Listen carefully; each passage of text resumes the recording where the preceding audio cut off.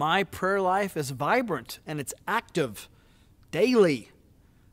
I like to commune with God at nighttime. I get under those warm covers and I kiss my wife goodnight. Then I just start talking to God, just me and God, tell him everything. Makes me just sleepy just thinking about it. And there I am, just laying in bed, laying out my requests to him, and he's hearing me, and I know that I'm in good company with it. Where was I? The efficiency of one's prayers are directly congruent to the position of one's body. Therefore, the legs should be saying, God help me. Amen.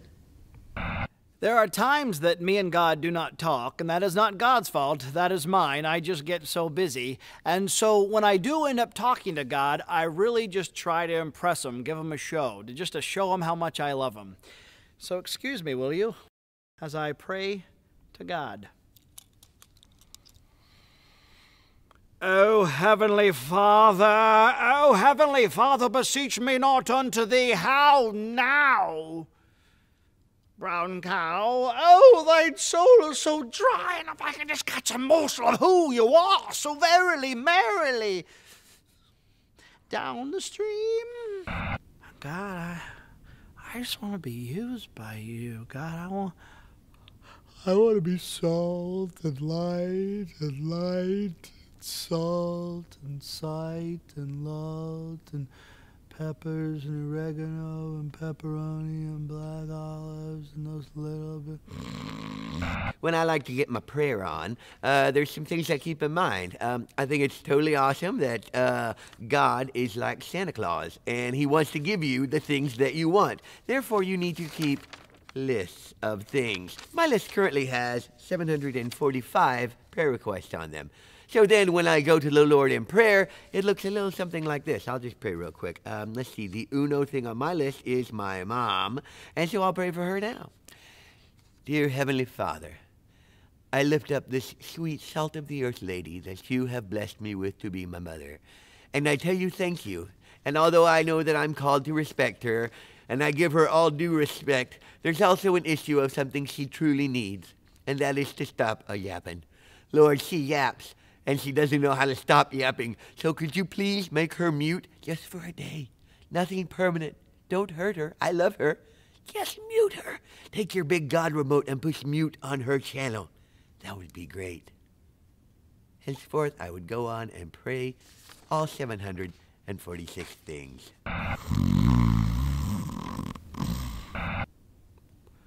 God, you are greater than anything this world has to offer.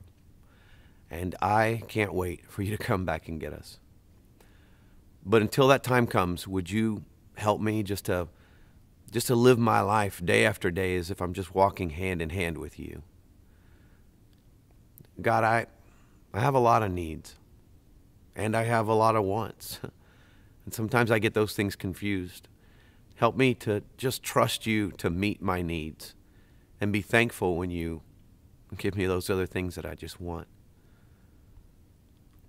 God, I have blown it so many times today, and I'm sorry. Thank you for your forgiveness. I don't take it for granted.